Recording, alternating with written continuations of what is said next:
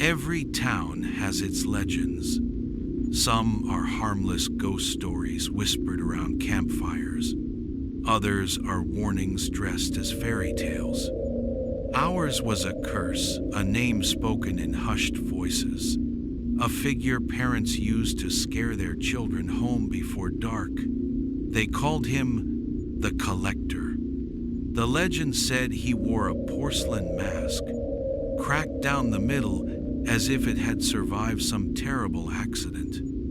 He was tall, unnaturally tall, and carried a sack that dragged behind him, scraping the ground as though it was always full. The children who vanished were said to be inside, bound forever, their laughter echoing in the fog. I never believed it, not until the night my car broke down on Hollow Creek Road. It was past midnight. The fog was so thick I could barely see the hood of my car. My engine sputtered and died right across from the abandoned schoolhouse, the same school where children had disappeared decades ago. The windows were shattered, the playground rusted, the swings swaying in the night breeze.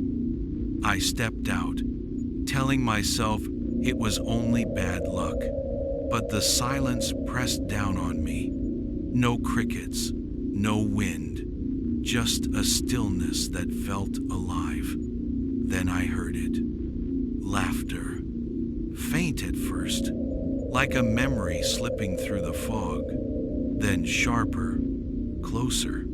It circled me, bouncing from tree to tree, as though a dozen children hid just out of sight. My throat tightened.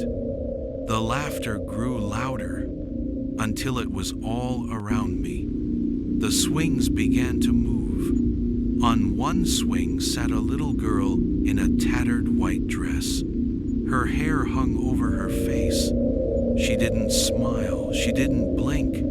She only raised one pale hand and pointed behind me. I turned. There he was, the Collector. He was taller than any man should be. His body stretched thin, his shoulders hunched beneath the weight of the sack he dragged. The porcelain mask caught the faint moonlight, the crack down its center giving it a twisted, broken grin. His steps were slow, deliberate, each one grinding against the gravel with unbearable patience. The little girl whispered without moving her lips, "He collects us." My chest seized. I stumbled backward, then sprinted for the car.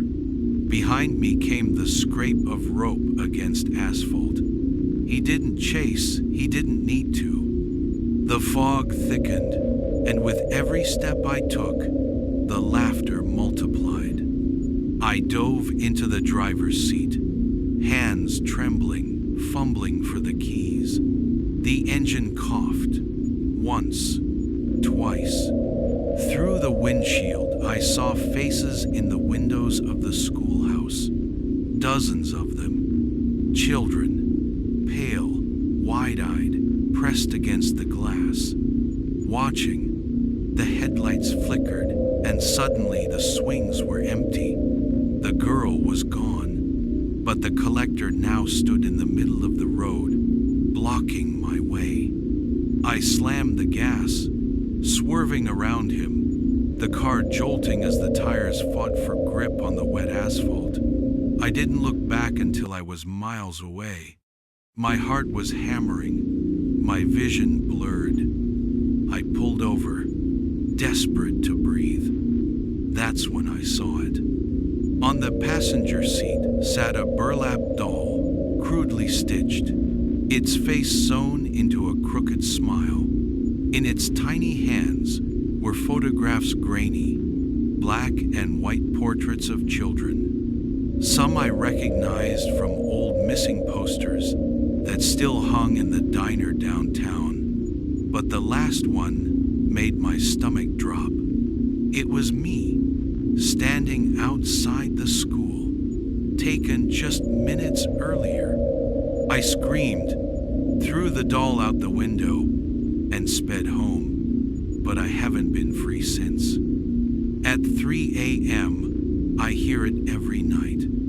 Faint giggles just beyond the glass, like children pressing their mouths against the window. Some mornings, I wake to small handprints smeared across the pane. And last night, for the first time, I saw him again, standing across the street, his sack slung over his shoulder, waiting. They call him the Collector. And if you ever hear children's laughter in the fog, don't look for the source. Don't turn around. Because once he chooses you, he never stops.